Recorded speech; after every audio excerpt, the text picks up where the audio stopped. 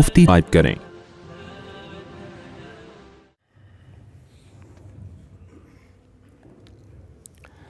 الحمد لله نحمده ونستعينه ونستغفره ونؤمن به ونتوكل عليه ونعوذ بالله من شرور أنفسنا ومن سيئات أعمالنا من يهده الله فلا مضل له ومن يضلل فلا هادي له ونشهد أن لا إله إلا الله وحده لا شريك له ونشهد أن محمدًا عبده ورسوله صلى الله تعالى عليه وعلى آله وأصحابه وبارك وسلم تسليمًا كثيرًا أما بعد فأعوذ بالله من الشيطان الرجيم بسم الله الرحمن الرحيم أينما تكونوا يدرككم الموت ولو كنتم في بروج مشيدة وقال النبي صلى الله عليه وسلم اغتنم خمسا قبل خمس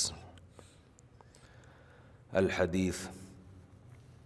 قرآن مجید کی آیت اور نبی صلی اللہ علیہ وسلم کی ایک حدیث کا کچھ حصہ پڑھا ہے۔ اللہ تعالیٰ سے دعا ہے اللہ تعالیٰ صحیح طرح سے بات کہنے کی، سننے کی، سمجھنے کی اور پھر عمل کی توفیق عطا فرمائے۔ پچھلے جمعہ کے بیان میں ایک حدیث کی تشریح شروع کی تھی۔ رسول اللہ صلی اللہ علیہ وسلم نے فرمایا 5 چیزوں کو غنیمت سمجھو 5 چیزوں سے پہلے۔ شبابک قبل حرمک، اپنی جوانی کو بڑھاپے سے پہلے غنیمت سمجھو۔ صحتک قبل سقمک، صحت کو بیماری سے پہلے غنیمت سمجھو۔ غنا کا قبل فقرق، اللہ نے مالی وسعت دی ہے تو فقر و فاقہ سے پہلے اس مالی وسعت کو غنیمت سمجھو۔ اور صحت کا فراغ کا قبل شغلک، ابھی فراغت کے ایام ہیں، اس سے پہلے کہ کسی ضروری کام میں مشغول ہو جاؤ اور تمہیں وقت نہ ملے تو اس فراغت کو، اس مشغولیت سے پہلے غنیمت سمجھو۔ وحیاتک قبل موتک، اور موت سے پہلے زندگی کو غنیمت سمجھو۔ میں نے عرض کیا تھا کہ جب حدیث میں آتا ہے نا کہ اتنے کوئی عدد بیان کیا جائے تو اس کا مطلب وہ عدد نہیں ہوتا، 5 مراد نہیں ہے، اور بہت ساری چیزیں ہیں۔ یہ تو ایک اہم چیزیں ہیں جو آسانی سے ہر ایک کی سمجھ میں آ جاتی ہیں۔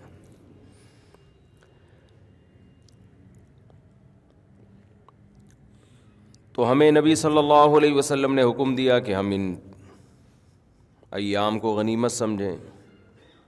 غنیمت کسے کہتے ہیں؟ مفت کے مال کو غنیمت سے کسے کہا جاتا ہے؟ مفت کا مال، جسے فری پھوکٹ بھی کہا جاتا ہے۔ کراچی میں جب جنگ میں فتح ہوتی ہے، دشمن بھاگ جاتا ہے تو اس وقت لوگ مال اکٹھا کر رہے ہوتے ہیں، تو کوشش ہوتی ہے زیادہ سے زیادہ مال ہو۔ اب آپ مجھے بتاؤ، کہیں کوئی لنگر تقسیم ہو رہا ہو یا کوئی قیمتی چیز تقسیم ہو رہی ہو، ہم وہاں بیٹھے ہوئے ہوں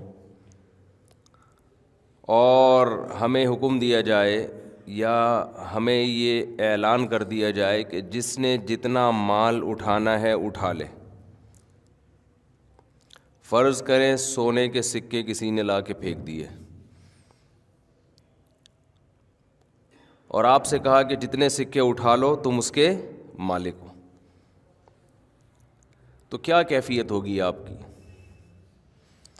آپ اپنے تمام تر ضروری کاموں کو چھوڑ دو گے۔ سب سے پہلے تو آپ موبائل بند کرو گے، ایسا نہ ہو باس کا فون آ جائے، اٹھانا پڑے گا فون مجھے، ایسا نہ ہو فلاں کا فون آ جائے، ایسا نہ ہو گھر سے فون آ جائے، باس سے میری مراد گھر ہی تھا، ایسا نہ ہو فلاں سے جگہ سے فون آ جائے۔ حتیٰ کہ قضائے حاجت بھی روک لو گے آپ کہ یار پیٹ خراب ہو جائے، اس کا بعد میں علاج ممکن ہے، ایک سونے کا سکہ بھی رہ گیا تو لاکھوں روپے کا نقصان ہے۔ کیوں؟ آپ کو یہ چیز فری میں مل رہی ہے، آپ مکمل فوکس کریں گے اپنے کام کو، مکمل اپنے کام کو فوکس کریں گے، یار اس میں ناغہ نہ ہو، ایک سیکنڈ کوشش کریں گے سانس لینے کا بھی ٹائم نہ ملے، جتنا میں بھر سکتا ہوں اتنا بھر لوں۔ یہ تو سونے کے سکے ہیں، آپ نے دیکھا ہوگا ٹینکر سے کہیں پیٹرول بہنا شروع ہو جائے، کیسی لوگوں کی لڑائیاں ہو جاتی ہیں اس پیٹرول پہ۔ حالانکہ جو سونے کے سکے میں اور آپ جمع کر رہے ہوں گے وہ تھوڑے دنوں کی کہانی ہے، وہ ختم ہو جائیں گے تھوڑے دنوں میں، وہ ختم نہیں ہوں گے، آپ ختم ہو جاؤ گے۔ قارون سے زیادہ تو نہیں اکٹھا کر سکتے نا، وہ بھی مر گیا تو ہم بھی مر جائیں گے۔ لیکن جب کوئی چیز فری میں مل رہی ہوتی ہے، تھوڑی سی محنت سے بہت زیادہ ملتی ہے، تو انسان اس ہدف کے علاوہ کوئی بھی کام کرے گا تو اس کام کو ٹائم ویسٹنگ کہا جائے گا۔ بات آ رہی ہے سمجھ میں؟ کیا کہا جائے گا؟ کہ وقت ضائع کر رہا ہے۔ ہر وہ چیز جو سونے کے سکے جمع کرنے میں رکاوٹ بنے گی، ہر وہ چیز، ان کاموں میں مشغول ہونا وقت کا ضیاع کہلائے گا، خواہ وہ کتنے ہی امپورٹنٹ کام کیوں نہ ہوں، کتنے اہم کام کیوں نہ ہوں۔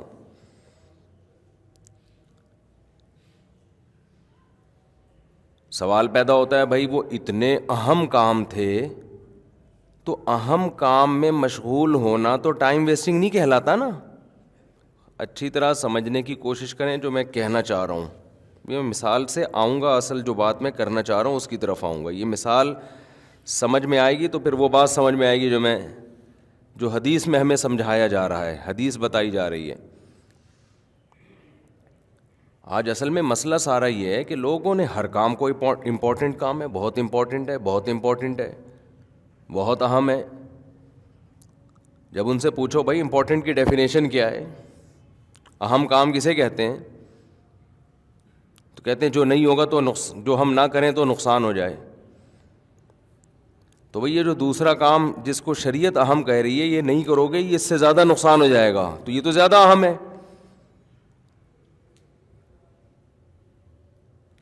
تو آپ کی نظر میں اہم کام کی جو ڈیفینیشن ہے، جو تعریف ہے، وہی کانسیپٹ کلیئر نہیں ہے نا، تو ٹائم تو آپ کا ویسٹ ہی ہوتا رہے گا، ٹائم ضائع ہوگا، وقت ضائع ہوگا۔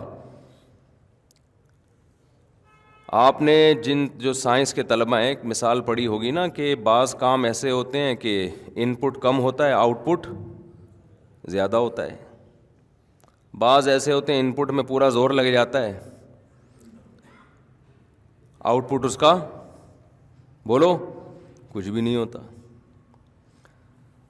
وہ ایک مثال پڑھائی جاتی ہے نا، جو قوت کا جو بازو ہے، لیور جسے کہتے ہیں نا، جتنا لمبا ہوگا زور اتنا کم لگے گا، آؤٹ پٹ اتنا، بول لو نا کیا جا رہا ہے یار، اب ہم بھی تو زور لگا رہے ہیں تو کچھ آؤٹ پٹ تو ملے نا اس کا۔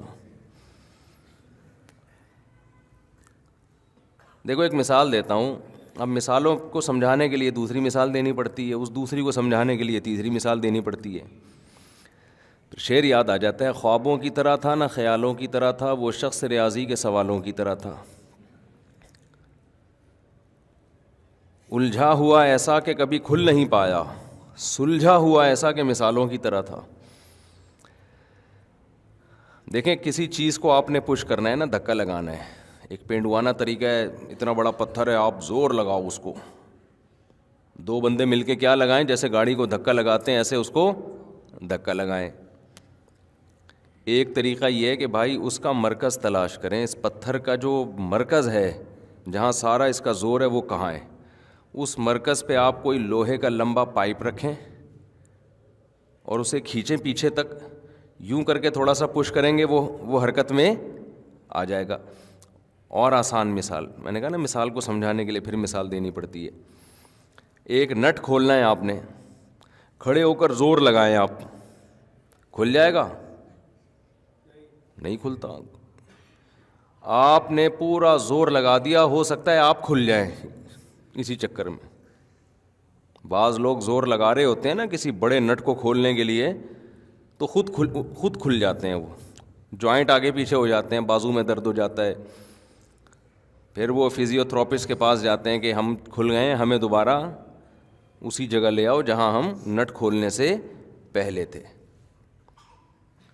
تو اس نٹ کھولنے کا آسان طریقہ یہ ہے کہ بھائی ایک پانا لے کر آؤ، اس پانے کا جو بازو ہے نا، جتنا ڈنڈا اس کا لمبا ہوگا اتنا زور آپ کو کم لگانا پڑے گا. تو زور لگا رہے ہو، لیور جو ہے نا زور لگا رہے ہو نہیں لگ رہا، تو تھوڑا اور بڑا والا پانا لے آؤ، تو زور کم لگانا پڑے گا، اس کا رزلٹ زیادہ نکلے گا.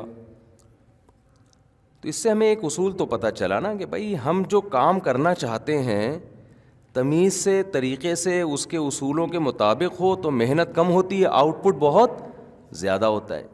اور پنڈوانہ طریقے سے کوئی کام کریں گے تو آؤٹ پٹ کچھ بھی نہیں نکلے گا، زور پورا آپ کا لگ جائے گا. 100% یہی اصول آخرت میں بھی چلتا ہے.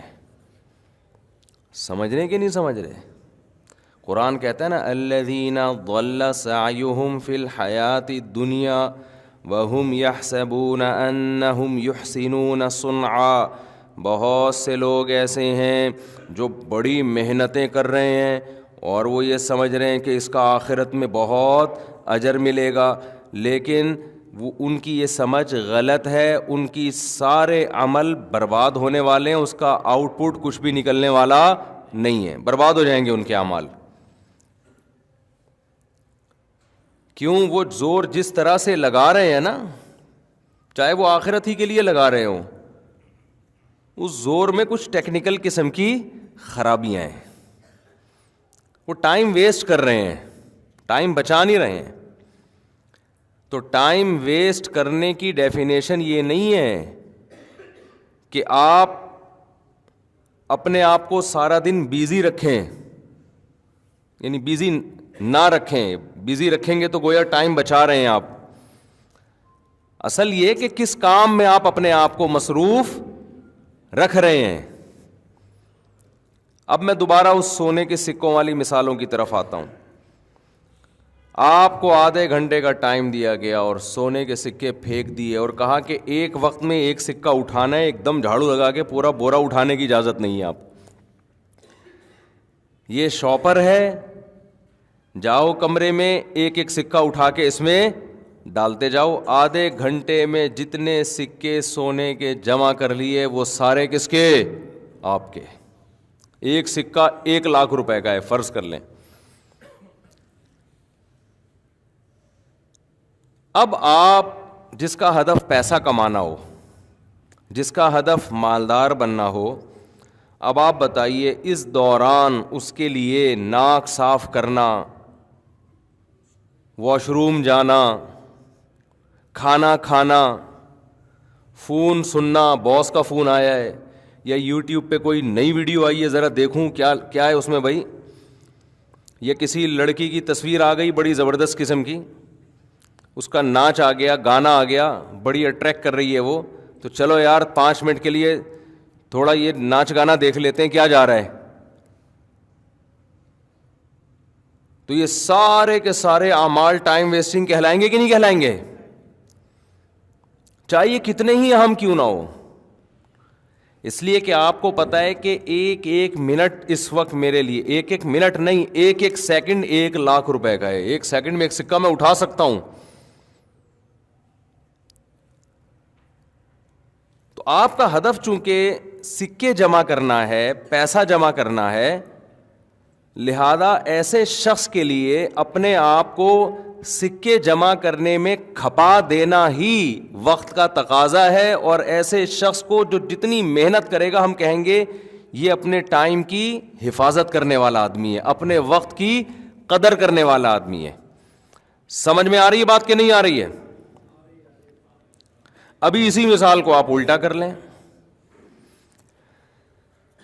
اب یوں فرض کر لیں کہ ایک کمرے میں سونے کے سکے پھینک دیے کسی نے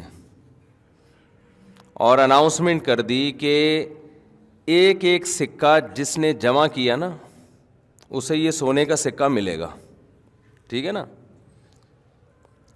اور جب آدھے گھنٹے تک آپ نے جتنے سکے جمع کر لیے تو اس کو ہم کیلکولیٹ کریں گے کہ ایک شخص نے کتنے سکے آدھے گھنٹے میں جمع کیے.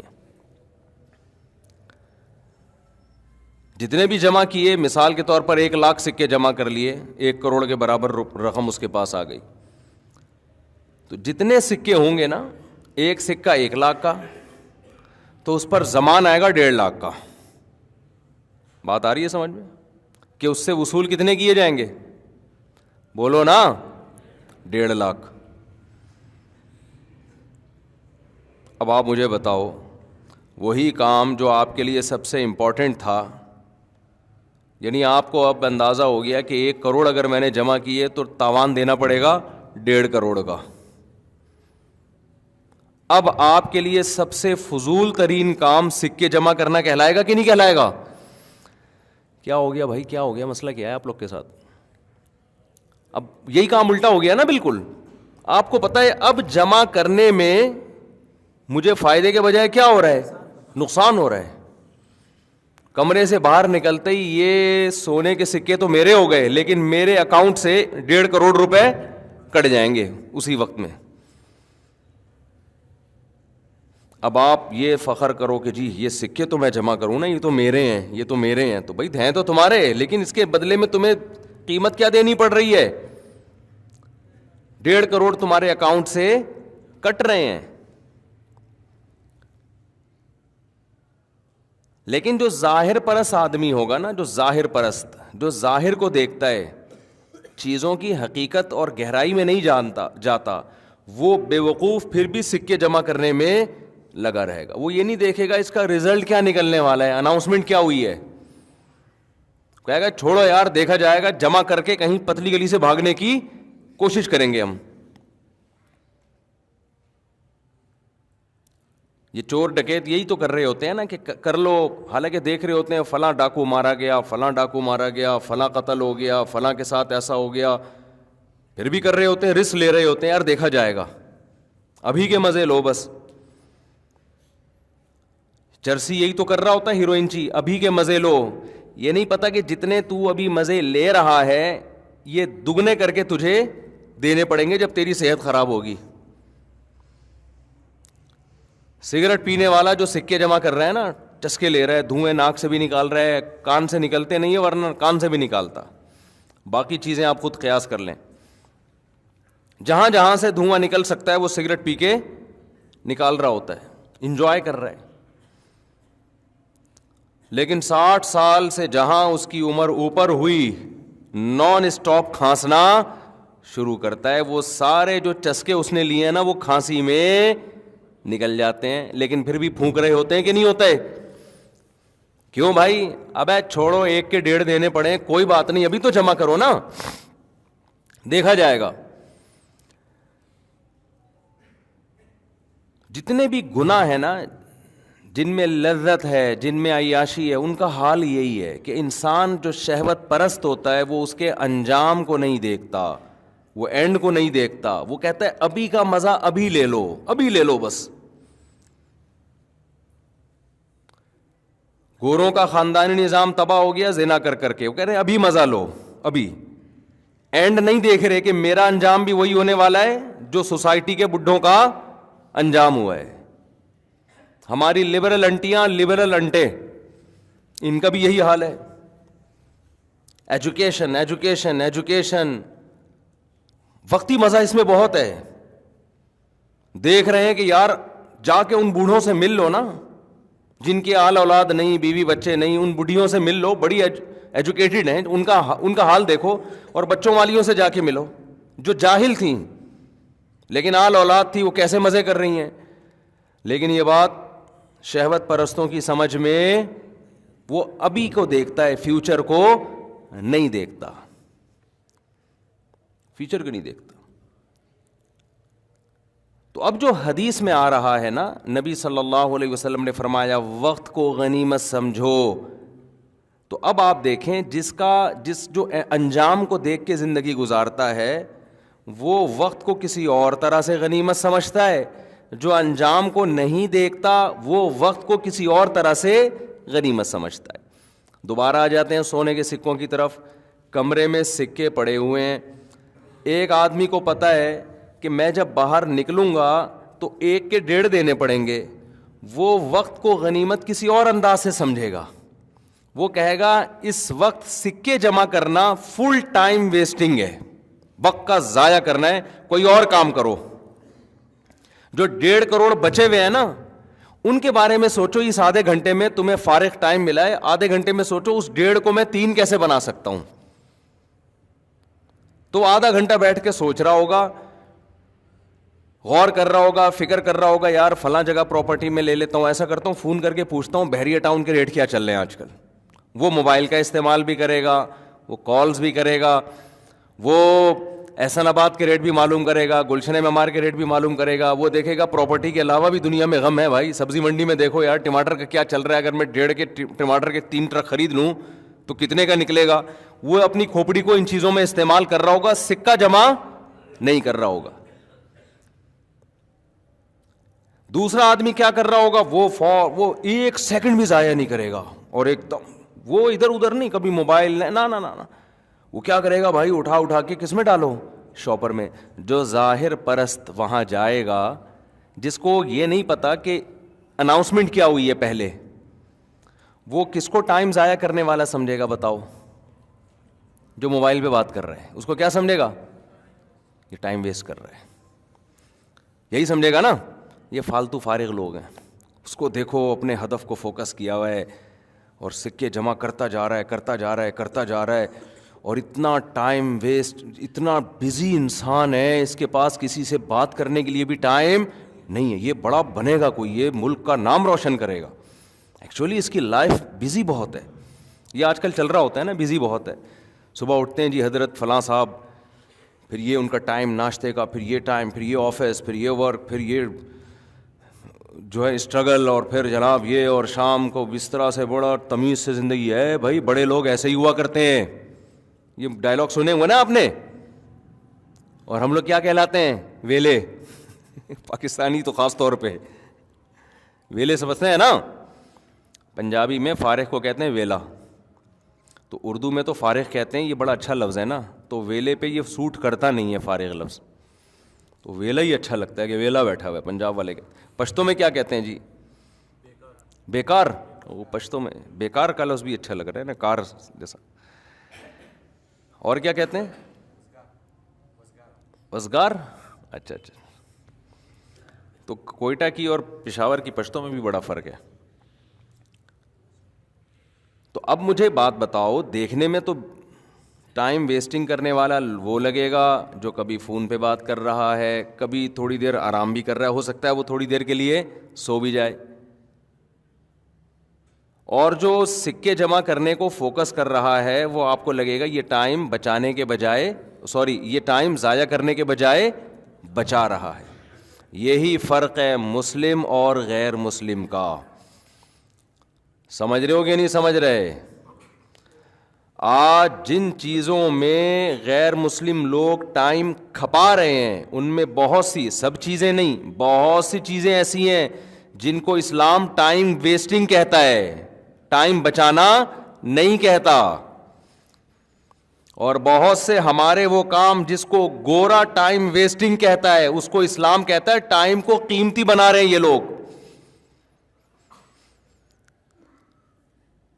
تو ہم نے ٹائم بچانا یا ضائع کرنا، اس کی ڈیفینیشن اسلام سے لینی ہے، گوروں سے نہیں لینی ہے، غیر مسلم سے نہیں لینی ہے۔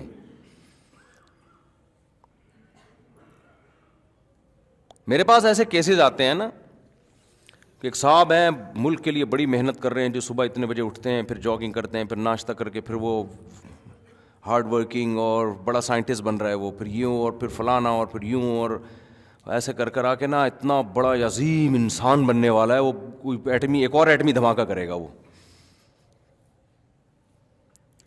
تو میں اس سے پوچھتا ہوں کہ میرے بھائی اس نے اس میں اپنے بیوی بچوں کو کتنا ٹائم دیا؟ سارا دن تو یہی کرتا رہتا ہے بیٹھ کے، یا پورا مہینہ؟ بیوی بچوں کا ٹائم کہاں گیا اس میں؟ ہے بھائی اس میں ابا اماں کے لیے ٹائم؟ بولو نا کیا ہو گیا؟ ابا کو کب ٹائم دیتا ہے؟ اماں کو کب دیتا ہے؟ پورے مہینے اسی میں لگا رہتا ہے. بہن بھائیوں کے لیے کوئی وقت نکالتا ہے کہ نہیں نکالتا؟ اللہ میاں کا ٹائم کہاں گیا جو فجر کی نماز، ظہر کی نماز، عصر کی نماز، مغرب کی نماز، عشاء کی نماز؟ تو پتہ ہی ہمارے لبرل لوگ کہتے ہیں یہ دقیانوسی والی باتیں مولویوں کی، اسی وجہ سے ہم لوگ ترقی نہیں کر رہے. گورے نے ایک محنت، ہدف، حالانکہ اتنا ہے نہیں جتنا ہم بنا کے پیش کرتے ہیں. وہ چند لوگ وہاں بھی چند لوگ ہوتے ہیں جو بالکل ہی وہاں تو، ورنہ ان لوگوں کے ہاں آوارہ گردی ہم سے بھی زیادہ ہے. اگر وہ سارے پڑھے لکھے ہوتے تو ہمارے ڈاکٹر، ہمارے سائنٹسٹ وہاں جا کے تھوڑی جاب کر رہے ہوتے. ان کے بعد وہ بندہ ہی نہیں ہے. میٹرک تک گن پوائنٹ پہ پڑھا دیتے ہیں وہ لوگ، اس کے بعد چند لوگ ہی نکلتے ہیں آگے. لیکن فرض کر لو محنت محنت محنت محنت محنت، تو بھائی اس محنت کا جو رزلٹ نکلے گا وہ رزلٹ کیا نکلے گا؟ اگر آپ آخرت کو مانتے ہو، نہیں مانتے تو پھر تو یہ ساری تقریریں، یہ ساری بحثیں ہی فضول ہیں. دیکھو قرآن شروع جہاں سے ہوتا ہے نا، ذالک الکتاب لا ریب فیہ ھدی للمتقین الذین یؤمنون بالغیب. غیب کا کیا مطلب؟ وہ باتیں جو سائنس کی پہنچ سے بالا تر ہیں، اس پر ایمان لے کر آتے ہیں. تو جب تک اس پر ایمان نہیں لے کر آتے، آپ کے لیے آگے قرآن مجید پڑھنا اس کا کوئی فائدہ نہیں ہے. ہاں اس نیت سے پڑھو کہ میں غیب پر ایمان لانا چاہتا ہوں، اگر مجھے دلائل سے ثابت ہو جائے. کوئی کافر اس نیت سے پڑھتا ہے کہ میں سمجھوں تو صحیح قرآن کہہ کے آ رہا ہے، نہیں ہے، لیکن وہ اس نیت سے کہ اگر مجھے حق بات ملی تو میں فالو کروں گا، تو وہ غیب پر بھی ایمان لے آئے گا. تو اگر آپ کا غیب پر، غیب کسے کہتے ہیں؟ دیکھو سائنس اور ٹیکنالوجی، سائنس جو ہے وہ نام ہے اس چیز کا کہ ہمیں ہمارے حواس کے ذریعے جو تجربہ حاصل ہوگا نا، جو ایکسپیرینس ہوگا، دیکھنے سے، سننے سے، محسوس کرنے سے، یہ جو ہمارے حواس ہیں، تو جو چیزیں ان کے ذریعے جن چیزوں کی نالج ہمیں حاصل ہوگی، ایک سائنٹسٹ اس نالج کو اکٹھا کر کے ایک ضابطہ اور کلیہ بنا کے پیش کرتا ہے.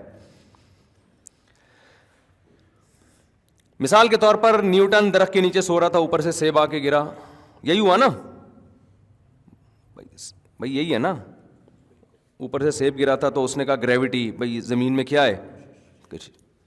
اب سائنسدان چونکہ کھوپڑی استعمال کرتا ہے، تو کھوپڑی استعمال کرنے کا فائدہ یہ ہوا کہ اگر ایک عام آدمی بیٹھا ہوتا یا لیٹا ہوتا اور سیب آ کے گرتا تو اس کا سر چکرانے کے علاوہ کچھ بھی حاصل نہیں ہوتا. وہ سیب کھا لیتا، میرے بیان سنے ہوتے تو چھیل کے کھاتا، ڈاکٹروں کے مشورے پر عمل کرتا تو بغیر چھیلے کھاتا، کیونکہ اس میں وٹامن زیادہ ہوتے ہیں چھلکے میں، ڈاکٹر کہتے ہیں. میں ڈاکٹروں سے کہتا ہوں چھلکے میں وٹامن زیادہ تو ہوتے ہیں لیکن وہ ہضم کرنا مشکل کام ہے. بعض لوگوں کا معدہ پاورفل ہوتا ہے، وہ ہضم کر لیتے ہیں، تو ہمیں اس پہ کوئی اعتراض نہیں ہے. ہمارا نہیں ہضم کرتا، یعنی تاکہ کچھ ہضم تو کر لیتا ہے لیکن ٹائم لگاتا ہے نا. تو جلدی سے جو تھوڑے وٹامن جلدی سے مل جائیں، یہ ان بڑے زیادہ وٹامن سے بہتر ہیں جو آپ کو گیس پیدا کر رہے ہیں پیٹ کے اندر. اس سے دوسرے کو بھی وٹامن ملنا شروع ہو جاتے ہیں پھر. سمجھ رہے ہیں؟ تو ایسی چیز کھاؤ نا جو آرام سے ہضم ہو جائے. تو خیر اب نیوٹن کی کھوپڑی تھی نا، صحیح کام کرتی تھی، تو نیوٹن نے کیا کیا، اپنے حواس کے ذریعے، حواس استعمال ہوئے نا اس کے، اوپر سے جب سیب آ کے گرا، آنکھوں سے دیکھا، اگر کھوپڑی پہ لگا تو کھوپڑی سے محسوس کیا اس نے، اگر نہیں لگا سائڈ پہ گر گیا تو آنکھوں سے دیکھا تو نا. تو تجربے سے اس کو ایک نالج ہوئی. پھر اس نے اور بھی تجربے کیے کہ ہر چیز اوپر سے جب آتی ہے تو نیچے ہی آتی ہے، تو اس سے ایک ضابطہ اور کلیہ نکالا اس نے. کلیہ کیا نکالا؟ کلیہ یہ نکالا، ضابطہ یہ نکالا، قانون یہ نکالا کہ بھئی یہ زمین ہی کی طرف آ رہی ہے، تو زمین کا ایک ماس ہے نا، زمین میں ایک کثافت ہے، کمیت ہے، تو جس چیز میں بھی کمیت زیادہ ہو، کثافت زیادہ ہو، اس میں کھینچنے کی پاور اتنی ہی زیادہ ہوگی. تو چاند پہ جا کے سائنسدانوں نے دیکھا کہ ہمارا وزن 10 گنا کم ہو رہا ہے، تو اسی ضابطے سے انہوں نے یہ اصول نکالا کہ چاند زمین سے 10 گنا چھوٹا ہے. تو ایک لا نکال دیا نا اس نے. لیکن اس لا کو جو اخذ کیا گیا یہ مشاہدے کی بیس پہ کیا گیا، اس سے آگے نہیں سائنسدان جا سکتے. اب آپ مجھے بتاؤ کہ انسان کا مشاہدہ، انسان کی سماعت اور یہ تمام چیزیں لامحدود ہیں یا محدود ہیں؟ بولو نا، زور سے بولا کریں آپ لوگ. بچوں کو ٹیوشن نہیں مائیں پڑھا رہی ہوتی، یا قاری صاحب جو پڑھا رہے ہوتے ہیں وہ تو حلق سے نکلوا کے لاتے ہیں. تو میں تو حلق سے بھی نہیں نکلوا رہا، میں تو کہہ رہا ہوں بس ہلکا سا رسپانس دے دیا کریں آپ لوگ. تو جو تجربہ سائنسدان کرتے ہیں وہ بھی تو انسان ہی ہوتے ہیں نا. یہ ابھی تو جنات میں تو میرا خیال ہے ابھی تک میں نے کوئی سائنسدان دیکھا نہیں ہے.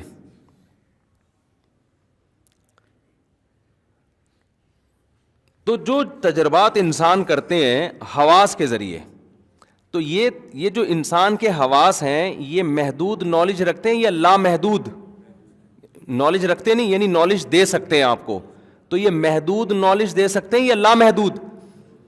محدود دے سکتے ہیں نا. یہ آپ کہہ سکتے ہیں نہیں بھائی، ہم آلات کے ذریعے، جو ہم آلات استعمال کرتے ہیں اس سے ہم اپنی آنکھ سے، جیسے خوردبین لگا کر ہم دیکھتے ہیں، تو ہماری آنکھ جہاں تک دیکھتی ہے خوردبین کے ذریعے ہم اس سے بھی آگے دیکھ سکتے ہیں. تو وہ خوردبین بھی محدود ہی دے گی. وہ آپ کے یعنی آپ نے وہ آلات استعمال کر کے اپنی صلاحیت کو بڑھا دیا ہے، لامحدود پھر بھی نہیں کیا.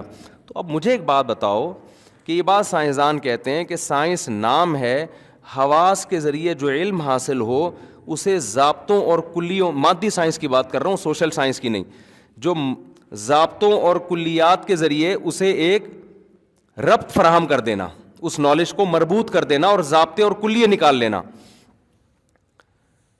سائنس کی ساری ایسے ہی ہوتا ہے نا. فزکس کی جو آپ نے دیکھا ہوگا جو ایکویشنز ہیں وہ انہی اصولوں پر ہوتی ہے نا. تو اب مجھے ایک بات بتاؤ کہ جب یہ حواس کے ذریعے، حواس کی طاقت محدود ہے، تو اس سے نالج لامحدود ملے گی یا محدود ملے گی؟ محدود ملے گی. تو اس سے جو سائنسی علوم اخذ ہوں گے وہ لامحدود ہوں گے یا محدود ہوں گے؟ تو وہ بھی تو محدود ہوں گے. تو یہ تو طے شدہ بات ہے کہ سائنس اور ٹیکنالوجی تو پھر اسی سائنسی ترقی سے فائدہ اٹھانا. تو جب سائنس محدود ہے تو ٹیکنالوجی بھی کیا ہوگی؟ محدود ہی ہوگی نا. ایسی ٹیکنالوجی نہیں ہو سکتی کہ جو چاہیں کر لیں آپ. ہم اصل میں یہ دیکھ رہے ہوتے ہیں آج کی ٹیکنالوجی کو پچھلے 100 سال سے کمپیئر کر رہے ہوتے ہیں کہ ابے پہلے تو یہ بھی نہیں تھا اب یہ بھی آ گیا، پہلے تو یہ بھی نہیں تھا اب یہ بھی ہو گیا، پہلے تو یہ بھی نہیں تھا اب یہ بھی ہو گیا. تو اس سے ہمارے دماغ میں ایک وسوسہ پیدا ہوتا ہے کہ یہ سب چیزیں لامحدود ہیں. انسان کے پاس علم کیا ہے؟ بھائی آپ جو سمجھ رہے ہو نا سائنس نے اتنی ترقی کی ہے، یہ 100-200 سال پہلے کی سائنس سے کمپیئر کر کے کہہ رہے ہو آپ. ورنہ حقیقت میں یہ ترقی ہونے کے باوجود بھی جو چیزیں معلوم نہیں ہیں ان کی تعداد لامحدود ہے، اور جو معلوم ہے ان کی تعداد ان چیزوں کے مقابلے میں 0.001% بھی نہیں ہے. بہت مشکل ہے بھائی، بہت مشکل ہے بات سمجھانا. اس کی میں ایک مثال دیتا ہوں نا. مثال دیکھو، ایک بہت ہی باریک سا آدمی، بہت باریک، جو صبح نہار منہ ایک چمچی غٹاغٹ دودھ پیتا ہے اور اس کو غٹاغٹ سے تعبیر کرتا ہے. ایسے بھی کراچی میں ہیں الحمدللہ کہ جب آ رہے ہوں گے تو ایسا لگتا ہے کہ ہینگر پہ کپڑے لٹکے ہوئے ہیں. سے باریک باریک لوگ دیکھیں ہم نے. گٹکے کی پیداوار، معذرت کے ساتھ کوئی گٹکا کھاتا ہو تو، اور بھی بہت ساری حرکتیں کر رہے ہوتے ہیں. اور اب تو ڈاکٹروں نے بھی ان حرکتوں میں ڈال دیا ہے کہ کرتے رہو. اس پر میں پورا ایک بیان ہوا ہے، ابھی اپلوڈ نہیں ہوا، وہ کسی ٹائم پہ اپلوڈ کریں گے انشاءاللہ. وہ اپلوڈ اس لیے نہیں کیا ہم نے کہ یہ جمعہ اور اتوار کے بیان لوگ سنتے ہیں فیملیز کے ساتھ، تو اس میں کچھ ایسی باتیں ہیں جو صرف نوجوان نسل کے لیے ہیں. تو میں نے اس کو منع کر دیا جمعے کے دن نہ چلایا جائے، اس کو الگ سے اس کا عنوان لگا کے، تاکہ جو نوجوان لڑکے ہیں وہی دیکھیں. اس میں یہ جو ہاتھ سے اپنی خواہشات پوری کر رہے ہوتے ہیں نا، آج کل ڈاکٹر اس کو پروموٹ کر رہے ہیں، اس سے کچھ نہیں ہوتا ہے، اس ٹیسٹ بعض ڈاکٹر، سب نہیں. تو اس سے لڑکے جو نہیں بھی کرتے وہ بھی ان گندگیوں میں لگ رہے ہیں. اس پورے بیان میں نے یہ بتایا کہ یہ صحت کے لیے نقصان دہ عمل ہے. اب ڈاکٹر فوراً کہیں گے یہ مولوی صاحب جو ہے نا سائنس کی باتوں میں ڈاکٹروں کی فیلڈ میں ٹانگ کیوں اڑا رہے ہیں, ڈاکٹروں کی فیلڈ میں ٹانگ کیوں اڑا رہے ہیں. میں ایک بات اکثر کیا کرتا ہوں کہ دیکھو کچھ چیزیں ایسی ہوتی ہیں جن میں میڈیکل سائنس کی ضرورت نہیں ہے, کھوپڑی کی ضرورت ہے. دیکھو ہم کو جو مذہب میں علماء کی ضرورت ہے نا, موٹی موٹی باتوں میں علماء کی ضرورت نہیں ہے. جب آپ مسائل کی طرف جاتے ہیں, فقہی مسائل, اس میں ضرورت پڑتی ہے جو لوگ اس فیلڈ کے ایکسپرٹ ہیں. جو موٹی موٹی باتیں قرآن و سنت نے بیان کی ہیں نا, ان میں تو عالم کو بھی دیکھا جائے گا کہ اگر یہی بیان کر رہا ہے تو یہ عالم ہے, اس کے علاوہ بیان کر رہا ہے تو یہ عالم ہی جاہل ہے.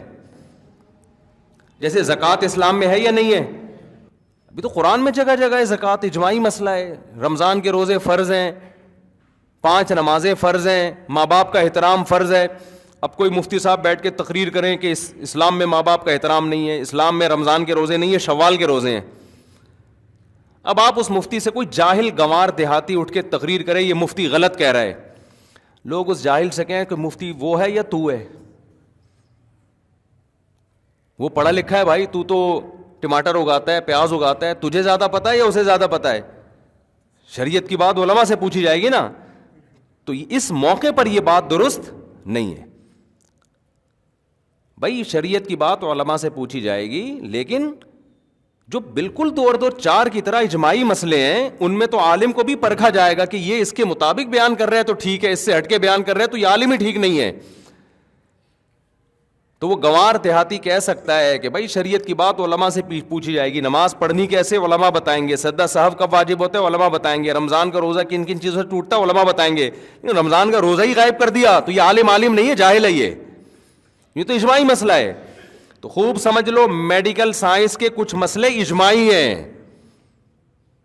میڈیکل سائنس سے مراد ہے انسانی صحت, اس کے کچھ مسئلے کیا ہیں؟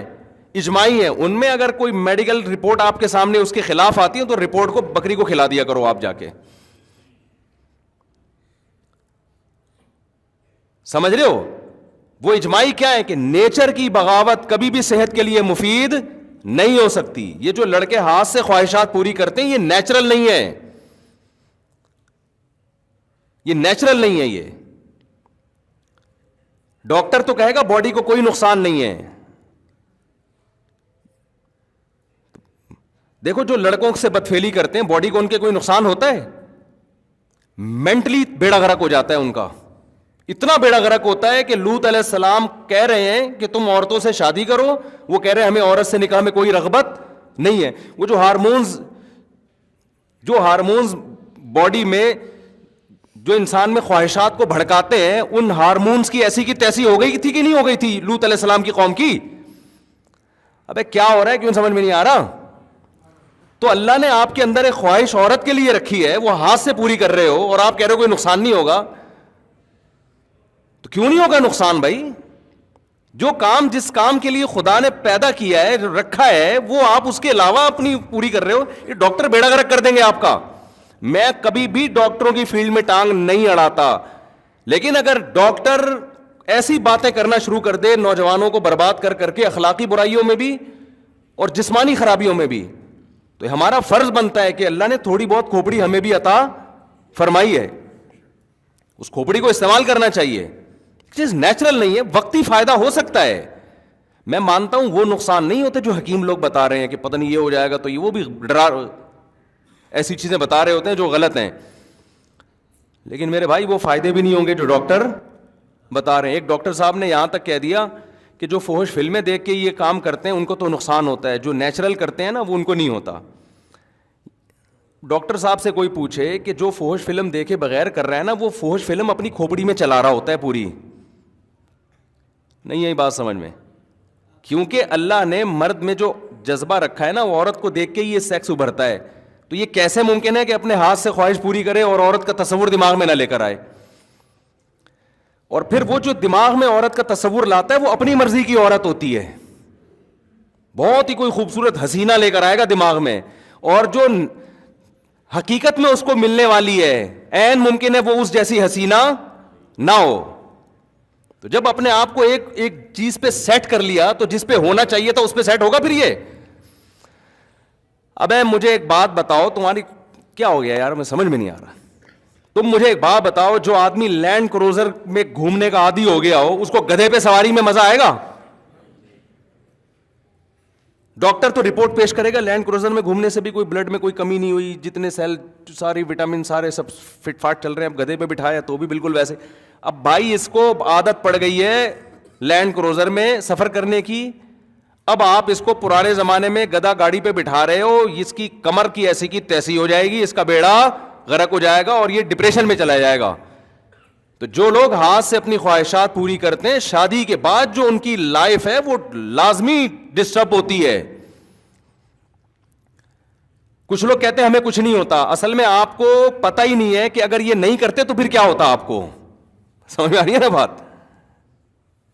ایک آدمی اندھوں میں پیدا ہوا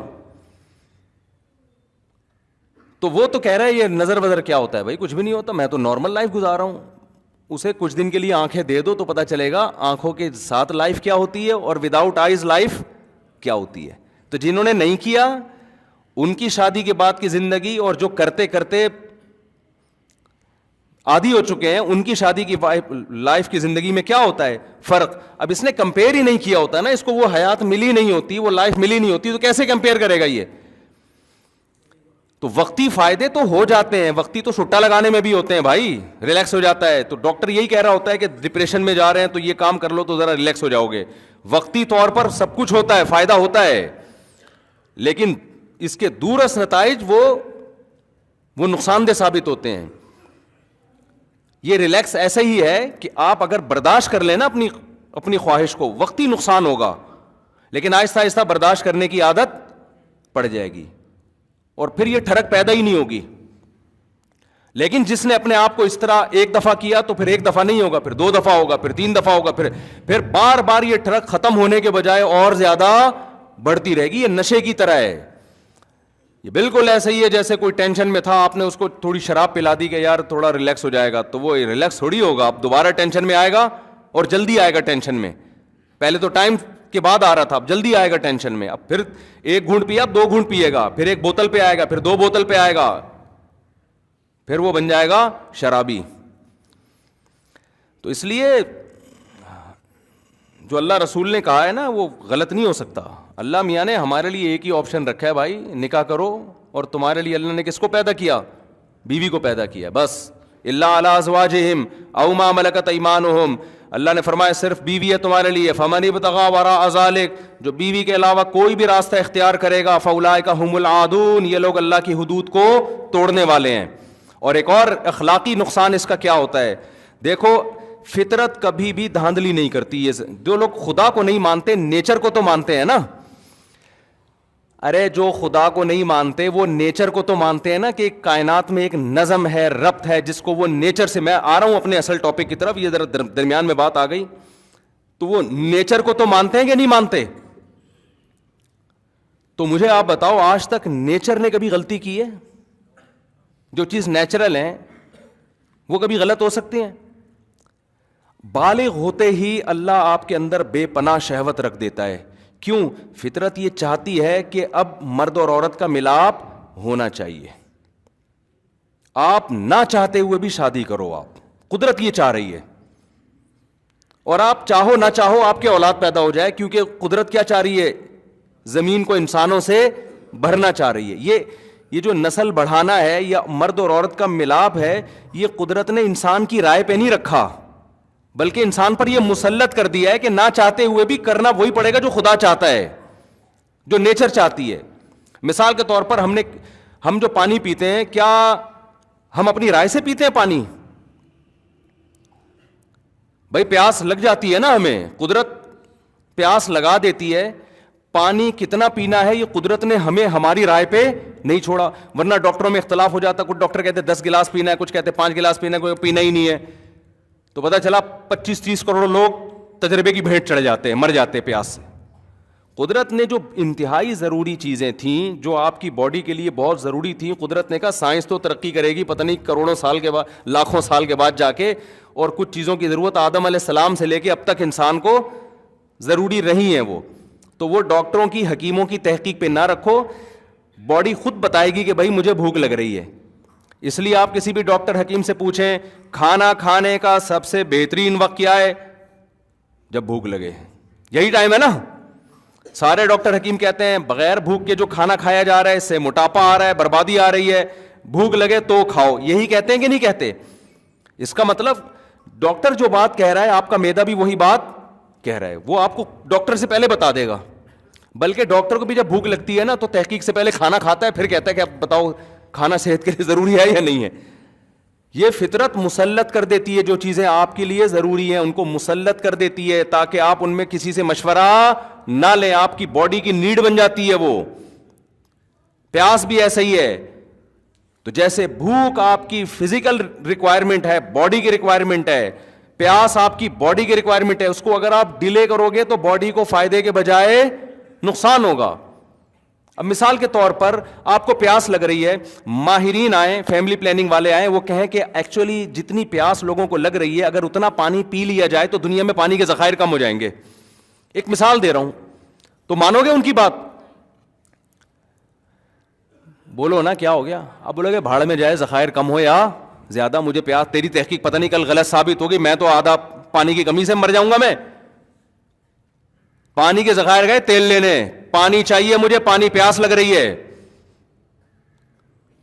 کوئی فیملی پلاننگ والا ہے کہ ایسے اصل میں کیلکولیشن کی ہے یورپ کے بڑے بڑے سائنسدانوں نے کہ اس وقت گندم اور مکئی اور یہ سب چیزوں کے ذخائر کم ہو رہے ہیں، لہذا آپ کھانا جب بھوک لگے تو نہ کھائیں آپ. یا آپ ایسا کریں کہ غبارے کھا کے پیٹ بھر لیں، یعنی نیچرل طریقہ نہ ہو، کوئی اور طریقے سے وہ روئی کھا لیں یا کچھ بھی کھا لیں. اب مانو گے اس کی بات؟ بولے کہ تمہاری ایسی کی تیسی یار، پیٹ بھرنا ہے بھائی ہم نے. یہ قدرت کو پتا ہے کہ کتنی روٹیاں پیدا کرنی ہے، کتنے، جب اس نے بھوک لگائی ہے تو انتظام کیا ہوگا نا، ورنہ تو یہ نظام ہی غلط ہے سارا. تو یاد رکھو جیسے بھوک لگنا باڈی کی ریکوائرمنٹ ہے، پیاس لگنا باڈی کی، تو ایسے ہی جو جسم میں سیکس کی ایک خواہش پیدا ہوتی ہے یہ بھی آپ کی باڈی کی ریکوائرمنٹ ہے. یہ ہندو کو بھی ہوگی، مسلم کو بھی ہوگی، عیسائی کو بھی ہوگی، حضرت جی کو بھی ہوگی، مفتی صاحب کو بھی ہوگی، ایک چور کو بھی ہوگی. اس میں بزرگ بعد میں ہوتے ہیں، مفتی صاحب آدمی کیا ہوتے ہیں؟ بولو نا پہلے ہوتے ہیں. یہ ہر آدمی کا ہے، یہ باڈی کی ہے، باڈی کی نیڈ ہے. تو جب خدا نے آپ کی بھوک لگائی تو روٹی کا انتظام کیا اس نے نا، بارشیں برسا کے، نباتات پیدا کر کے. تو مرد کو جب اللہ نے شہوت کی بھوک لگائی تو اس کے لیے عورت کا انتظام اللہ نے کیا. عورت کو جب شہوت کی بھوک لگی تو اس کے لیے مرد کا انتظام خدا نے کیا. اب یہ دونوں کا ملاپ ہوگا اور اس کے نتیجے میں آٹومیٹیکلی بچے پیدا ہوں گے. ان میں کسی بھی پروسیس کو آپ نے روکنے کی کوشش کی تو فیملی پلاننگ والے تو خوش ہو جائیں گے، انسانیت کا بھی بیڑا غرق ہوگا اور خدا بھی ناراض ہوگا. سمجھ میں نہیں آ رہی میرا خیال ہے بات؟ کیونکہ اس کا مطلب ہے خدا کا نظام ہی غلط ہے. پھر اب جو ہاتھ سے اپنی خواہش پوری کرتے ہیں وہ خدا کو، اس نظام کو کیا کر دیتے ہیں؟ خلل پیدا. کہ خدا نے خواہش رکھی تھی تاکہ تم نہ چاہتے ہوئے، اب دیکھو جو آدمی سائنسدان ہے، پڑھائی والا ٹائم نہیں ہے اس کے پاس، ایکچولی ملک میں ترقی اور یہ وہ، بھوک لگ رہی ہے کھا نہیں رہا، نتیجہ کیا نکلے گا؟ وہ مجبور ہو کے کھائے گا، یار کھا کے پیٹ بھرو تاکہ میں پڑھائی میں زیادہ توجہ لگاؤں، یہی کرے گا نا وہ. اگر اس کی رائے پہ رکھ دیتے تو وہ کہتا کہ 6 مہینے بعد اکٹھے ایک ٹیکہ لگا دوں گا تاکہ میری جو کمی ہوئی ہے نا پوری ہو جائے. یہی کرے گا نا وہ. کھائے گا وہ کہے گا نہیں یار یہ کھانا ضروری ہے. کیوں بھائی؟ تاکہ میرا دماغ ادھر لگے پڑھائی میں، یہ خواہش میری پوری ہو. تو بالکل اسی طرح جب انسان بالغ ہوتا ہے، عورت بالغ ہوتی ہے، تو اس میں اللہ نے یہ ڈیزائرز پیدا کر دی ہیں. اب ان ڈیزائرز کا طریقہ یہ ہے کہ جو فطری نیچرل طریقہ اللہ نے جانوروں میں رکھا ہے وہ انسانوں میں رکھا ہے کہ نر اور مادہ کا ملاپ ہو. یہ ملاپ آپ کے نہ چاہتے ہوئے بھی کیا ہوگا؟ یہ کرنا پڑے گا آپ کو، تاکہ آپ کا دماغ کیا ہو، اسٹریس آپ کی، بولو نا، ختم ہو. اور پھر نتیجے میں اولاد آپ کے ہوگی، کیونکہ قدرت اس کے ذریعے کچھ اور کام لے رہی ہے. وہ کیا ہے کہ قدرت نسل بڑھانا چاہتی ہے، اس لیے کہ آپ نے مرنا ہے، آگے چل کے نئی نسل نے آنا ہے. اگر آپ ہی ہمیشہ رہتے نا اس دنیا میں، آج جب آبادی کی بات ہوتی ہے نا تو یہ ایسے شو کیا جاتا ہے جیسے یہ آبادی ہمیشہ رہے گی. بھائی یہ تو سارے مر جائیں گے کل جا کے، بڈھے اور آہستہ آہستہ سب بڑھاپے کی طرف جا رہے ہیں، تو نئی نسل آئے گی. تو یہ سب چیزیں قدرت نے آپ کے اختیار میں نہیں رکھی. اگر آپ اس میں دخل اندازی کرو گے تو آپ کی سوسائٹی کو بھی نقصان ہوگا، کیونکہ قدرت مرد اور عورت کے ملاپ سے کچھ حکمتیں حاصل کرنا چاہتی ہے تو وہ اللہ نے مرد اور عورت پہ نہیں رکھا ہے, وہ ایسا مسلط کر دیا ہے کہ نہ چاہتے ہوئے بھی ہوگا. تو اگر آپ زنا کی طرف جاؤ گے یا آپ ہاتھ سے خواہشات پوری کرو گے تو قدرت کا وہ نظام کیا ہوگا, الٹا ہو جائے گا, وہ خراب جیسے کہ ہو رہا ہے. لڑکیاں گھروں میں بیٹھی بیٹھی بڈیاں ہو رہی ہیں اور لڑکے یہ کام کر رہے ہیں بیٹھ کے, ان کی خواہش یہاں سے پوری ہو رہی ہے تو وہ شادی کہاں کریں گے؟ وہ بھی ڈپریشن میں جا رہی ہیں, یہ بھی ڈپریشن میں جا رہا ہے, ایک سارا ستیہ ناش کر دیا پورے نظام کا. تو اس لیے شریعت نے حکم دیا اس میں اللہ پہ اعتماد اور توکل کرو, نکاح کرو اور توکل کس پہ کرو؟ جیسے بھوک لگ رہی ہوتی ہے تو کھانے کا انتظام کیا جاتا ہے, اور توکل کس پہ کیا جاتا ہے؟ اللہ پہ, کہ یار کھانا تو کھانا ہی ہے. آپ کے پاس پیسے ہیں, آپ نے کہا 2 روٹی کھا لی تو یار یہ تو خرچ ہو جائیں گے, کل کیا کروں گا؟ ابے بھائی تو کھا پہلے اس کو, کل کی کل دیکھی جائے گی, یہ ضروری خرچے ہیں. تو نکاح بھی کیا ہے؟ ضروری ہے, یہ تو کرنا ہی کرنا ہے. پیسے ختم ہو جائیں گے تو پھر دیکھیں گے کیا کرنا ہے, یہ تو کرنا ہی کرنا ہے. سمجھ میں نہیں آ رہی تو رہنے تو جیسے چل لو, ٹھیک ہے پھر صحیح ہے. اور میں آخر میں ایک بات کہتا ہوں, مجھے پتا ہے نوجوانوں کو جب اس کی عادت پڑتی ہے تو یہ گناہ چھوڑنا آسان نہیں ہوتا, مشکل ہوتا ہے, یہ میں مانتا ہوں. جن کو لت پڑی ہے نا اس کی, وہ آسانی سے نہیں چھوٹتا. تو بھائی کوشش تو کرو نا چھوڑنے کی, جب ہو جائے توبہ کرو, کچھ صدقہ خیرات کرو. اس کا فائدہ یہ ہوتا ہے کہ اگر آپ توبہ کرتے رہے, گناہ چھوڑنے کی کوشش کرتے رہے, تو ختم نہیں بھی ہوا نا, کم از کم وہیں رک جاؤ گے آپ. اگر توبہ نہیں کی, چھوڑنے کی کوشش نہیں کی, تو جو یہ کام کرتے ہیں اگلا اسٹیپ ان کا اس سے آگے ہوتا ہے. وہ پھر یہاں رکتے نہیں ہیں. خوب سمجھ رہے ہو, ڈاکٹروں کی خوش فہمی ہے کہ لڑکوں کو اس کام پہ لگا دیا اور وہ سمجھے کہ یہی ہوگا. ایسا نہیں ہوتا ڈاکٹر صاحب, جب وہ یہ کرے گا تو اگلا اسٹیپ اس سے بولو نا آگے کا ہوگا. کیونکہ خواہشات پوری کرنے کی جب غلط طریقے سے عادت پڑتی ہے, پھر انسان نئی لذتوں کی طرف جاتا ہے کہ اور کچھ کرو اور کچھ کرو. تو یہ جو یورپ جس انتہا پہ پہنچا ہوا ہے نا کہ لڑکوں سے بدفعلی, وہاں تو سب کچھ عام تھا, تو ان کو تو ضرورت ہی نہیں تھی لڑکوں سے بدفعلی کی. تو یہ اسی وجہ سے تو پہنچا ہے کہ ان کے ڈاکٹروں نے پروموٹ کیا ان چیزوں کو. تو اس لیے ڈاکٹر کی بات ضرور سنا کریں. ہم کوئی ڈاکٹر نہیں ہیں, ڈاکٹروں کی باتیں ڈاکٹروں سے ہی پوچھی جائیں گی. جب معین اختر نے سے پوچھا تھا کہ ماموں کیا کرتے ہیں, تو انہوں نے کہا ماموں کی باتیں کس سے پوچھی جائیں گی؟ ماموں سے. تو اسی طرح ڈاکٹروں کی باتیں ڈاکٹروں سے ہی, لیکن کچھ چیزیں 2 اور 2 4 کی طرح واضح ہوتی ہیں. ہاں کچھ چیزیں واضح نہیں ہیں, وہ تو ڈاکٹر ہی بتائیں گے. فارمی مرغی کھانی چاہیے کہ نہیں کھانی چاہیے, دیسی مرغی کھانی چاہیے, دیسی انڈا کھائیں, فارمی انڈا کھائیں. اب اس میں بڑی مختلف قسم کی آ رہے ہیں, ہم نے بولنا ہی چھوڑ دیا اس پہ. بھائی ہمیں نہیں پتا ڈاکٹر, کیونکہ ڈاکٹروں میں اتنا اختلاف ہے. ہم نے کہ فارمی مرغی کے خلاف 15 سال پہلے بیان کر دیا. ہم تو یہی سن رہے تھے ادھر ادھر تھے. پھر ایک بڑے محقق آئے تو انہوں نے کہا نہیں بھائی ایسا کچھ بھی نہیں ہے. تو ہم نے کہا کرو ہی نہیں بیان, یہ ہمارا کام بولو نہیں ہے, یہ ڈاکٹروں کا کام. اور یہ بھی میں آپ کو بتا دوں کہ آج کل اس قسم کی یوٹیوب پہ بڑی تحقیقات آتی ہیں. یہ کھاؤ, مورنگا پتہ ہے, مورنگا, سوہانجنا, مورنگا جسے کہتے ہیں, سوہانجنا. آج کل یوٹیوب پہ اس کے ایسے فضائل چل رہے ہیں کہ بس لوگوں نے جائیدادیں کھانا چھوڑ دیں بہنوں کی, اس کے بجائے سوہانجنا کھا رہے ہیں. کوئی اتنی بڑی فلم نہیں ہے بھائی, یہ اتنی بڑی فلم. جب میں نے یوٹیوب پہ چند کلپ سنے نا, سوہانجنا کے پتوں میں یہ ہے, 27 بیماریوں سے شفا ہے اور اتنے وٹامنز اور یہ, اور شروع میں نے کہا شاید ہوں بھائی, کچھ تو ہوگا نا.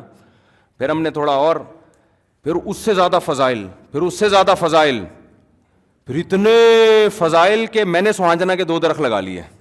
میں نے کہا یار کچھ تو ہے بیٹا اس میں, شکر ہے کھائے نہیں ابھی. اس کے بعد میں نے کہا یار یہ ڈاکٹر کی, کوئی ریلائبل ڈاکٹر سے پوچھو یار, یہ جو یوٹیوب میں جو بات ہے یہ کوئی ریسرچ سے ثابت بھی ہے. ایک بہت بڑے ڈاکٹر ہیں, ان سے رابطہ ہوا, انہوں نے کہا پھینکو بیٹھے ہوئے ہیں 1 نمبر کے, کوئی اتنی بڑی چیز نہیں ہے. تھوڑا بہت ہے, کچھ ہوگا, کچھ تھوڑا بہت فائدہ ہوگا. میں یہ نہیں کہہ رہا کہ بالکل ہی فائدہ نہیں ہے, عام دوسرے درختوں سے نسبت زیادہ اچھا ہوگا. لیکن یہ جو سوہانجنا کے اتنے زیادہ فضائل ہیں نا, اتنے زیادہ فضائل کسی چیز میں اللہ نے رکھے ہیں ہی نہیں. ورنہ ساری دنیا وہی کھا کھا کے 100 سال جیتی نا. اللہ میاں نے قبرستان بھی تو آباد کرنے ہیں نا. اتنی زیادہ فضیلت والی کوئی چیز نہیں ہے. اتنی زیادہ تو 4 شادیوں کی فضیلت نہیں ہے. تو یوٹیوب میں نا جب تک بکتا نہیں ہے نا, ہمارے ہاں منجن چورن بکتا نہیں ہے جب تک رائی کا پہاڑ بنا کے نہ پیش کر دیں آپ کسی چیز. کھا لیا کریں 1 آدھ چمچہ, کہتے ہیں کہ فائدہ ہوتا ہے، کچھ سوہانجنا کے پتے کھا لیے، لیکن ایسا نہیں آپ جیسا آپ سمجھ رہے ہیں کہ بس یہ ہو جائے گا تو وہ ہو جائے گا. تو تھوڑا بہت شاید کچھ ہو جائے، کوئی وٹامن شیٹامن آ جائے آپ کے اندر، ٹھیک ہے نا، باقی وہ نہیں ہوگا جو آپ سمجھ رہے ہو. ہم نے تو خیر لگا لیے، بڑے ہو گئے، بکری کھاتی ہے ماشاء اللہ. اور آپ کی اطلاع کے لیے 2 بکری کے بچے کل چوری ہو گئے الحمدللہ. کیمرے لگے ہوئے ہیں، تالے لگے ہوئے ہیں، اتنے موٹے موٹے تالے مہنگے تھے، بکری کے بچے سستے تھے، وہ تالے توڑ کے لے گئے کل رات. کراچی کے حالات دیکھو یار، روزانہ بندہ قتل ہو رہا ہے. ابھی ہم نے کیمروں سے ٹریس کرنے کی کوشش کر رہے ہیں. مرغا جس نے چوری کیا تھا وہ کیمرے لگے ہوئے ہیں نا ہمارے الحمدللہ، تو وہ کیمروں سے ہمیں بندہ تو نظر آ گیا کون ہے، وہ ٹریس کر رہے ہیں. انشاءاللہ آ جانا پھر، ٹھیک ہے نا، شام کو. ٹھیک ہے، تو جلدی سے بات کو سمیٹ کے ختم کرتا ہوں. میں کہاں سے کہاں چلا گیا، بہت لمبی بات ہو گئی. تو اور اب ہم نے یہ کیا ہے کہ اب جو کیمروں کی جو LED ہے نا، وہ اب ہم یہ کر رہے ہیں کہ بھئی یہ گارڈز کے کمرے میں لگا دی جائے تاکہ یہ 24 گھنٹے نگرانی ہو. کیونکہ چور تو آ کے نکل بھی جاتا ہے تو پھر بندہ دیکھتا ہے کہ کون تھا. تو بعض دفعہ وہ ایسے علاقے سے آیا تو ہم کیا، جیسے وہ جو میرے سبزی والا پیسے لے کے بھاگا ہے نا، اس کے انگوٹھے بھی میرے پاس تھے، اس کی تصویریں بھی تھیں. اب کیا کریں وہ انگوٹھوں کا کیا کریں ہم بیٹھ کے. تھانے سے اگر آپ پیسے نکلواؤ تو تھانے میں جتنے پیسے دینے پڑتے ہیں نا، وہی مشہور ہے کہ پاکستان کی عدالتوں میں مرغی چھڑانے کے لیے بھینس کی قربانی دینی پڑتی ہے، پھر جا کے آپ کو مرغی چوری جو ہے نا وہ ملے گی. تو خیر جلدی سے بات کو سمیٹ کے ختم کرتا ہوں. کہاں سے کہاں بات چلی گئی. تو میں جلدی سے بات کو، بھائی میں مثال دے رہا تھا سونے کے سکوں کی. تو دیکھو جو آدمی ٹائم ویسٹ کر رہا ہے، حقیقت میں وہ ٹائم ویسٹ نہیں کر رہا ہوتا، اور جو ٹائم ویسٹ نہیں کر رہا حقیقت میں وہ ٹائم ویسٹ کر رہا ہوتا ہے. کیوں؟ ہدف دونوں کا کیا ہے؟ چینج ہے. تو اللہ تعالیٰ نے، میں یہ بتا رہا تھا کہ سائنس کی نالج بہت محدود ہے، تو سائنس کو کبھی بھی اللہ رسول کے مقابلے میں نہ کے کھڑا مت کرو. قرآن تو پہلے کہہ رہا ہے یؤمنون بالغیب، یہ جو ہم باتیں کر رہے ہیں یہ غیب کی باتیں ہیں. کیا مطلب؟ غیب کہتے ہیں جو ہمارے حواس سے ٹریس نہ ہو سکے، جو حواس میں آ ہی نہ سکیں، یعنی سائنس وہاں تک پہنچ ہی نہ سکے. اب سوال پیدا ہوتا ہے جب سائنس پہنچ نہیں سکتی تو ہم ان کو مانیں کیوں، ہم پھر یقین کیوں کریں؟ اگر ہوائی باتوں پہ ہم نے یقین کرنا ہے بغیر دلیل کے تو ہندو بھی تو ایک کانسیپٹ دیتے ہیں کہ 7 جنم ہوتے ہیں، ہو سکتا ہے وہ صحیح کہہ رہے ہوں. پھر کیا خیال ہے بھائی ہندو بھی کبھی تو ایک کانسیپٹ ہے نا کہ 7 جنم ہوتے ہیں، آپ مرتے ہو تو پھر آپ کی روح فلان میں چلی جاتی ہے، فلان میں چلی جاتی ہے. سکھوں کا الگ کانسیپٹ ہے، یہود عیسائی اور اسلام کا ایک ہی کانسیپٹ ہے اس بارے میں. تو خوب سمجھ لیں کہ جب آپ حواس کے ذریعے کوئی چیز معلوم نہیں کر سکتے تو نالج حاصل کرنے کا آپ کے پاس ایک طریقہ رہ جاتا ہے، وہ ہے خبر، نیوز. تو نیوز اگر دینے والا سچا آدمی ہے، اس کے سچے ہونے پر دلائل قائم ہو جائیں تو سائنسدان بھی اس کی بات کو مانتا ہے. حالانکہ سائنس اس کی پہنچ تک وہاں تک نہیں پہنچ سکتی، پھر بھی سائنسدان بھی مانے گا اس کو. تو ہم جو مانتے ہیں نا کہ موت کے بعد زندگی ہے، وہ پیغمبروں کے کہنے کی وجہ سے مانتے ہیں، اور پیغمبروں کی صداقت کے اور ان کے سچے ہونے کے دلائل کے انبار ہے ہمارے پاس.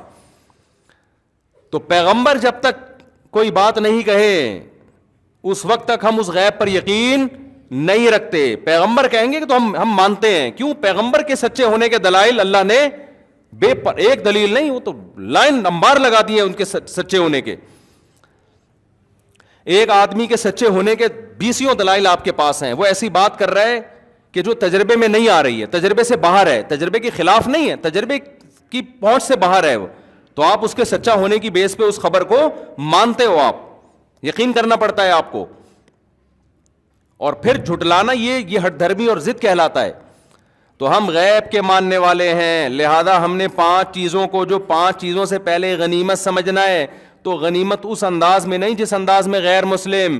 ہمارا غنیمت سمجھنے کا انداز کیا ہوگا؟ ہر وہ چیز جو آخرت میں رکاوٹ کا ذریعہ بن رہی ہے اس کو ہم نے سائڈ پہ لگانا ہے، اور ہر وہ کام جو آخرت میں ترقی کا ذریعہ بن رہا ہے اس کام کو ہم نے فوکس کرنا ہے، اس کو کرنے کی کوشش کرنی ہے. تو ہم ٹائم بچانے والے کہلائیں گے اللہ کی نظر میں. اب ایک آدمی کاروبار کر رہا ہے، رات کو 2 ڈھائی بجے، جیسے کاروباری لوگ کر رہے ہوتے ہیں، 2:30 بجے گھر آ رہے ہیں، 12 بجے تک سو رہے ہیں، پھر 12 بجے اٹھ کے چائے پی اور نکل گئے. پھر بزنس کیا، بزنس، اور کروڑ ارب پتی بن گیا. ہو سکتا ہے اس کو ورک شاپس میں بلائے، اس کو موٹیویشن اسپیکر اپنے پروگرام میں بلائیں کہ ماشاءاللہ اسٹرگل کے نتیجے میں آج یہ یہاں تک پہنچا ہے. یہ ٹائم، جناب آپ کی کامیابی کا راز کیا؟ وہ کہ جی میری کامیابی کا راز یہ کہ میں ٹائم ویسٹ نہیں کرتا.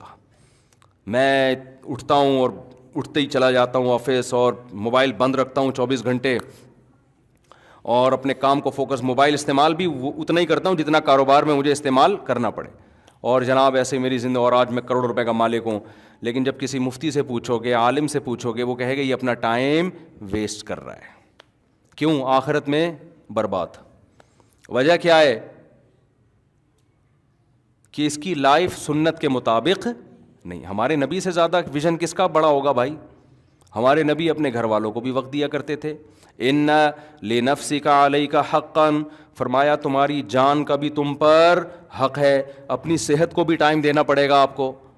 ایسے ایسے کماؤ پوت میں نے دیکھے ہیں، کولیسٹرول کے ڈبے بن چکے ہیں. وہ گھی کا ڈبہ دیکھا ہے آپ نے؟ گھی کا ڈبہ نظر آئے گا، دور سے چلتے ہوئے آ رہے ہیں، کروڑوں روپے کما لیے، نہ صحت کی طرف توجہ، نہ ورزش، نہ ایکسرسائز، نہ کھانے پینے پہ کنٹرول، نہ بیوی بچوں کی توجہ. بچے باغی ہو گئے، کمانے میں ایسے لگے ہوئے ہیں، بچے باغی ہو گئے باپ کے، کیونکہ بچپن میں باپ نے ان کو محبت ہی نہیں دی، ٹائم ہی نہیں دیا. بچہ دیکھو، جو بچے کو ٹائم دیتا ہے نا، بچہ اسی کو مانتا ہے. بچہ یہ ڈاکومنٹیشن کو نہیں مانتا. ابے ڈاکومنٹس میں لکھا ہوا ہے یہ اماں ہے، لیکن پال پڑوسن رہی ہے اس کو، تو بچہ کس کی گود میں جائے گا؟ پڑوسن کی گود میں جائے گا. آپ اس کو بتائیں، یا بچے کو محبت دے رہا ہے ماموں، فرض کر لو، ہر وقت اس کو گود میں اٹھاتے ہیں ماموں بچے کے، اور اس کو شاپنگ کرانے لے جاتے ہیں، پارک میں لے کے جاتے ہیں. ابا کے پاس ٹائم ہی نہیں ہے نا. اب جب ایک دن ماموں نے گود میں لیا اور ابا نے بھی پکارا، تو بچہ گیا کس کی طرف؟ جائے گا کہاں؟ ماموں. اب آپ اس کو نادرا کا سرٹیفکیٹ دکھا رہے ہیں بچے کو، دیکھو ڈاکومنٹیشن میں، بیٹا فادر میں لکھا ہوا ہوں، وسیم بن، میں وسیم، میں ستار. دیکھو بیٹا مانے گا؟ کیا ہو گیا بھائی؟ وہ تھوڑی. یہ آج لوگ شکایت کر رہے ہوتے ہیں ہمارے بچے باغی ہو گئے، ہم سے بات ہی نہیں کرتے، پوچھتے ہی نہیں ہیں، ساری توجہ ماں کی طرف ہے، ہمیں لفٹ ہی نہیں کرا رہے. تو بھائی جب ان کو لفٹ آپ نے کرانی تھی تو آپ نے ان کو لفٹ نہیں کرائی. باپ یہ سمجھ رہا ہوتا ہے میں پیسہ تو میں خرچ کر رہا ہوں، یقیناً بہت کوئی عقل مند بچہ ہوگا تو اس بات کو مانے گا، لیکن بچہ تو بچہ ہے نا. وہ یہ تھوڑی دیکھتا ہے گیس بجلی کا بل کون دے رہا ہے، پیسہ کون دے رہا ہے. میری اماں جو مجھے عزت کے ساتھ پال رہی ہے، تو ابا نے اماں کو پالا ہوا ہے، تو اس وجہ سے اماں مجھے پال رہی ہے. یہ چیزیں تو بچے کی نظروں سے اوجھل ہوتی ہیں. اصل میں تو یہ ہے کہ وہ دیکھ رہا ہوتا ہے کہ کون قریب ہے میرے. تو آپ بچوں کو ٹائم اگر نہیں دیتے، گھر میں ان کو پیار نہیں کرتے، آپ پڑھائی میں لگے ہوئے ہیں، آپ کاروبار میں لگے ہوئے ہیں، تو آپ اللہ کی نظر میں بھی ناکام ہو میرے بھائی. اور یہ بڑھاپے میں یہ چیزیں پھر آپ کو ستائیں گی، تنگ کریں گی آپ کو. اگر آپ کی جاب اس ٹائپ کی ہے نا کہ آپ کو پاس ٹائم ہی نہیں ہے، تو ہفتے میں اس کی پھر تلافی کیا کرو. پورا ہفتہ ٹائم نہیں ہے تو ہفتے میں ایک دن زیادہ ٹائم دے دو ان کو. پھر آپ کے پاس اللہ کے لیے ٹائم ہی نہیں ہے، نماز آپ ضائع کر رہے ہو تجارت میں، تو دنیا تو آپ کو کہے گی کہ آپ ماشاءاللہ بڑے کامیاب آدمی، آپ نے اتنا اچھا بزنس کیا. اللہ کیا کہے گا؟ یہ وہ لوگ ہیں جن کی کوششیں ضائع ہو رہی ہیں اور وہ یہ سمجھ رہے ہیں کہ وہ بہت اچھا کر رہے ہیں. نماز قضا کر کے میرے بھائی اگر کروڑوں اربوں روپے بھی آ جائیں تو سمجھ لو کہ آپ قارون سے آپ کی مناسبت اور زیادہ پکی ہو گئی ہے. تبھی حدیث میں آتا ہے، ایک روایت ہے کہ جو نماز چھوڑتے ہیں نا ان کا حشر قارون کے ساتھ ہوگا. اس کی لاجک بھی علماء یہ بیان کرتے ہیں کہ قارون بھی پیسہ کمانے میں مست تھا اور آپ بھی پیسہ کمانے میں مست ہو، نماز روزے کی پرواہ نہیں ہے آپ کو، تو ایک ہی جیسے ہو گئے نا دونوں. اس نے زیادہ کما لیا، آپ کے پاس اتنے وسائل ہے نہیں، ورنہ آپ بھی وہاں تک پہنچ جاتے. تو حدیث میں جو آتا ہے نا 5 چیزوں کو 5 چیزوں سے پہلے غنیمت سمجھو، تو غنیمت ہم نے اس انداز میں سمجھنا ہے جس انداز میں قرآن نے ہمیں غنیمت سمجھنے کا حکم دیا ہے. اس کو فوکس کریں گے، تھوڑی محنت میں زیادہ مل جائے گا. اس کو ہٹا کے اگر زیادہ محنت کر لی تو زیادہ میں بھی کچھ نہیں ملے گا آپ کو. سمجھتے ہیں؟ تو اس لیے بیلنس لائف، اعتدال والی لائف. سب سے پہلے تو اپنی زندگی سے ان تمام کاموں کو نکال دیں جن کا نہ دنیا میں کوئی فائدہ اور نہ آخرت میں کوئی فائدہ. ان کو تو بالکل ہمیشہ کے لیے نکال دیں. کچھ کام ایسے ہوتے ہیں آخرت میں فائدہ نہیں ہوتا, دنیا میں تو ہوتا ہے, تو چلو کر لو, یہ بھی تو ایک زندگی ہے نا. بلکہ 4 قسم کے کام ہیں. کچھ کام ایسے ہیں جن کا دنیا میں بھی نقصان, آخرت میں بھی نقصان. ان کو تو قریب, وہ تو ٹائم ویسٹنگ ہی ہے, وقت ضائع کرنا ہی ہے. وہ کون سے کام ہیں؟ شراب پینا, نشہ کرنا, گٹکے کھانا. ان میں کیوں ٹائم ویسٹ کر رہے ہو بھائی؟ نہ اس کا دنیا میں یہ فائدہ نہیں, نقصان ہے الٹا. اور آخرت میں بھی کیا ہے؟ وہ تو ہے ہی نقصان. اللہ پوچھے گا تو جو منہ کے کینسر سے مرا ہے تو یہ کیا ہوا تھا جو تجھے منہ کا کینسر ہوا؟ آپ یہ کہو گے اللہ میں چونکہ گٹکا کھاتا تھا مجبور تھا میں. یہ دلیل چلے گی قیامت میں؟ اور جتنی نشے کی چیزیں آئس لے رہے ہیں, یہ سب کر رہے ہیں, یہ ڈپریشن بڑھاتی ہیں, یہ ڈپریشن ختم نہیں کرتی ہیں. حتیٰ کہ چائے بھی ڈپریشن بڑھاتی ہے, کافی بھی ڈپریشن بڑھاتی ہے. میں بھی چائے پیتا ہوں لیکن میں فضائل کا قائل نہیں ہوں.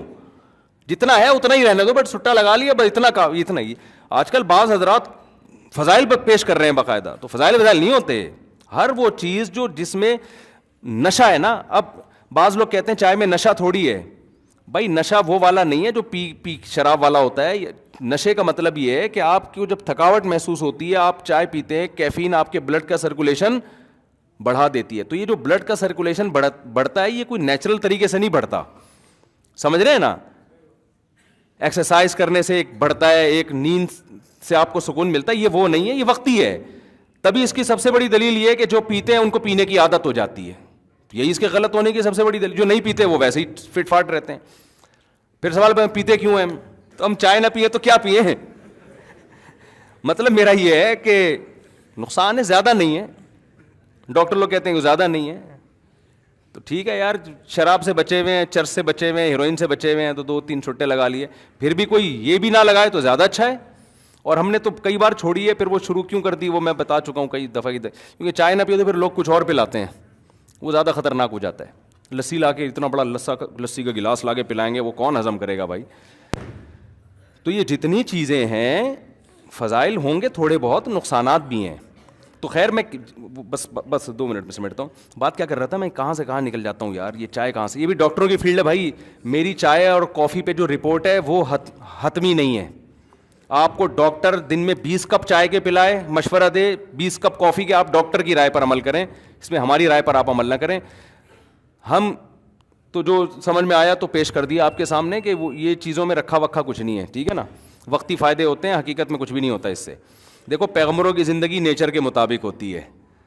موسیٰ علیہ السلام کے بارے میں آتا ہے تھکے, کھانا کھا کے آرام کیا. یہ ہے اسٹریس اور تھکاوٹ ختم کرنے کا نیچرل طریقہ.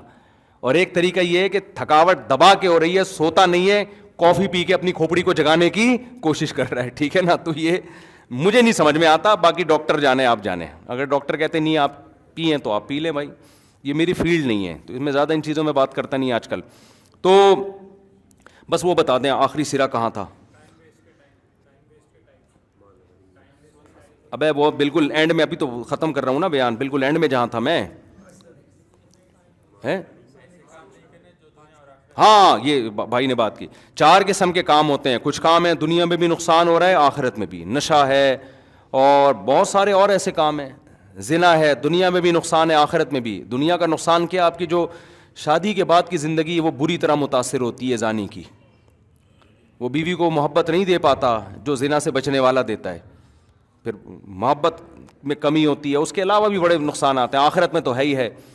اور کچھ کام ایسے ہیں میرے بھائی جس کا دنیا آخرت میں تو نقصان نہیں ہے, سوری دنیا میں تو نقصان نہیں ہے لیکن آخرت میں اس کا نقصان ہے. ابھی وقت ختم ہو گیا, پھر تفصیل سے بتاؤں گا. کچھ کام ایسے ہیں نہ دنیا میں کوئی فائدہ نہ آخرت میں کوئی فائدہ. یہ تینوں قسم کے کام اپنی زندگی سے اب جو پب جی کھیل رہے ہو, ٹھیک ہے, دنیا میں کوئی بظاہر کوئی ایسا نقصان نظر نہیں آتا, لیکن یہ ٹائم ویسٹنگ ہے. اس کا نہ دنیا میں کوئی فائدہ ہے نہ آخرت میں کوئی فائدہ ہے. نقصان کا خطرہ بہرحال ہے, کمر کے مسائل کھڑے ہو جائیں گے, بیک پین شروع ہو جائے گا. جب یوں گھنٹے سے لگا ہوا ہے, یوں بٹن دبا رہا ہے, تو یہ کیا ہوگا ہے بھائی. اور اگر نہیں ہوتا تو ٹائم تو ضائع تو ہو رہا ہے نا. تو حدیث میں جو کہا نا کہ 5 چیزوں کو 5 چیزوں سے پہلے غنیمت سمجھو, اصل میں ان چیزوں کے بارے میں کہا ہے. وہ تمام کام جس کا نہ دنیا میں کوئی فائدہ ہے نہ آخرت میں کوئی فائدہ ہے, ان تمام کاموں کو اپنی زندگی سے نکال دیں. کچھ کام ایسے ہیں دنیا میں بھی فائدہ اور آخرت میں بھی فائدہ. اچھا, کچھ ایسے لذت والے کام ہوتے ہیں کہ وہ دنیا میں بھی اس میں مزہ آتا ہے اور آخرت میں بھی ثواب. مثال کے طور پر آپ جو کھیل کھیل رہے ہیں, پب جی کھیل رہے ہو, اس کے بجائے آپ ایسا کھیل کھیل لو نا, فٹ بال کھیل لو جا کے, کیا خیال ہے؟ تو مزہ بھی آئے گا اور صحت بھی کیا ہوگی, اچھی ہوگی نا. تو صحت اچھے ہونے سے آخرت کا فائدہ ہے یا نہیں ہے؟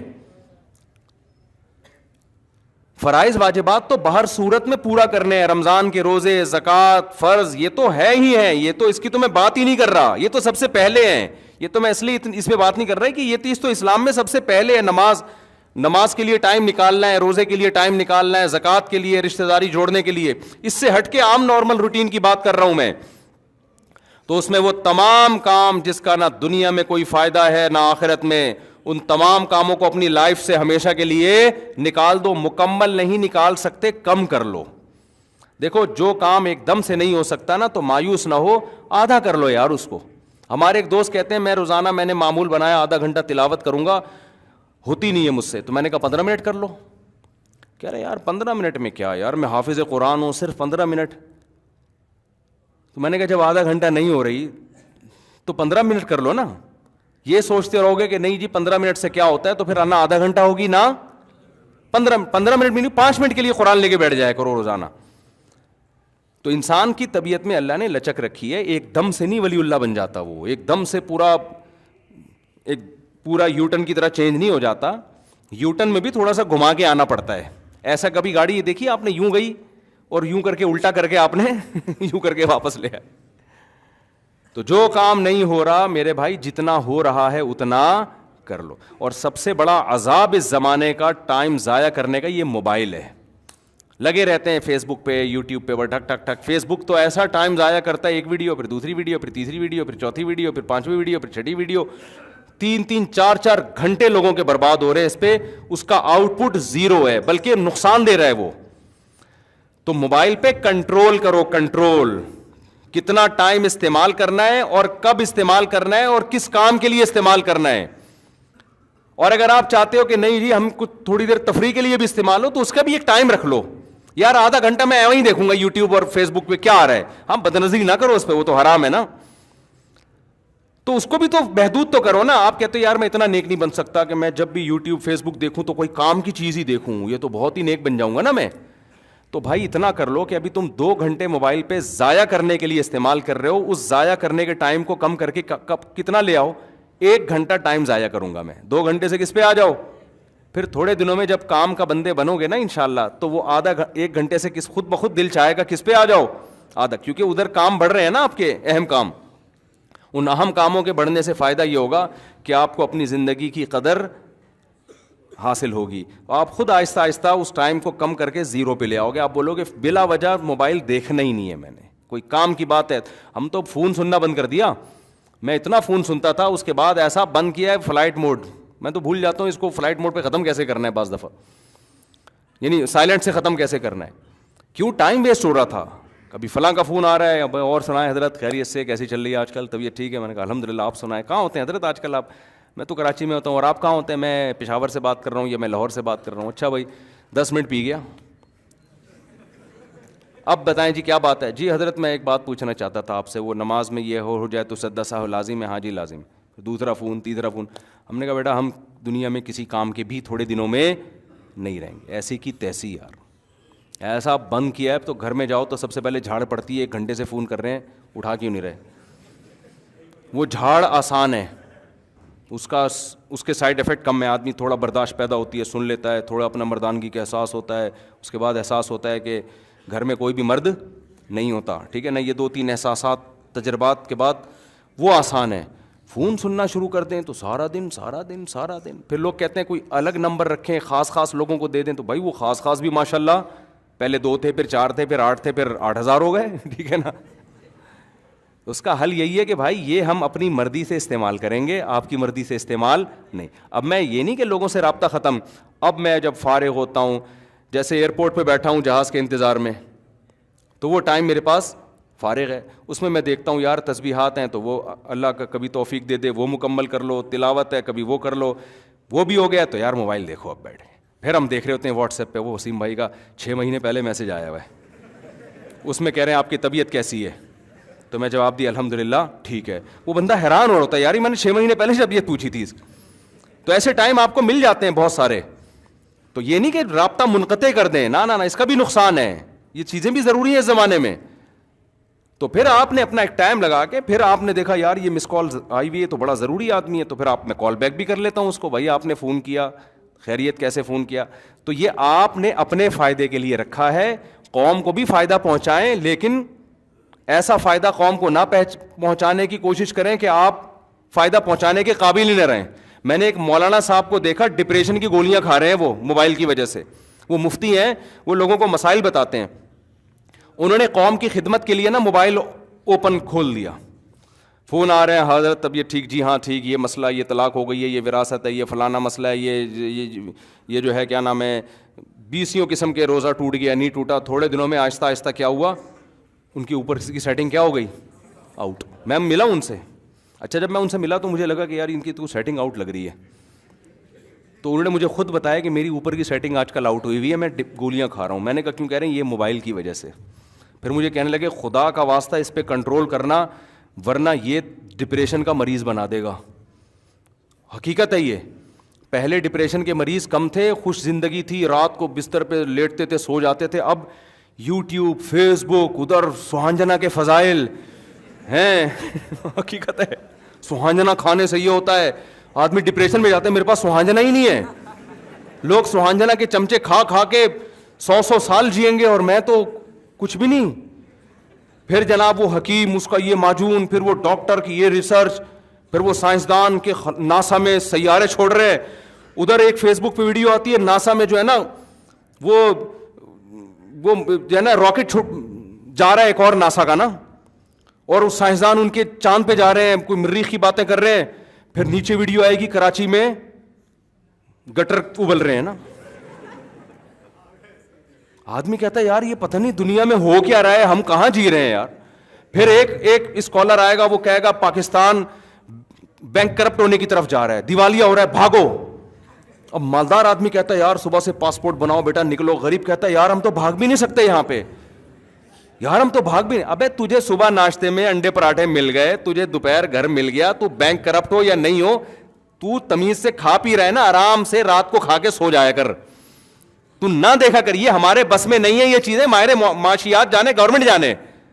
بینک کرپٹ ہونا ہمارے کیا, ہم کیوں ٹینشن لیں بھائی. تو تمیز سے یہ موبائل سے جان چھڑاؤ گے تو سکون کی زندگی گزرے گی. اور جو ینگ لڑکے ہیں ان کے تو اور پھر وہ لڑکیوں کے میسج بھی چیک کرنے ہوتے ہیں انہوں نے, اور ڈپریشن. تو آپ نے اپنے آپ کو اس جدید جو ٹیکنالوجی ہے اس کا غلام نہیں بنانا, اس کو اپنے تابع رکھنا ہے آپ نے. تو ٹائم بچائیں, حدیث کا یہ مفہوم ہے جو میں نے آپ کے سامنے حدیث پیش کی. اللہ تعالی ہمیں سمجھنے کی, عمل کرنے کی توفیق عطا فرمائے, اور سہانجنا کے درخت لگانے کی توفیق عطا فرمائے. وما علینا الا البلاغ.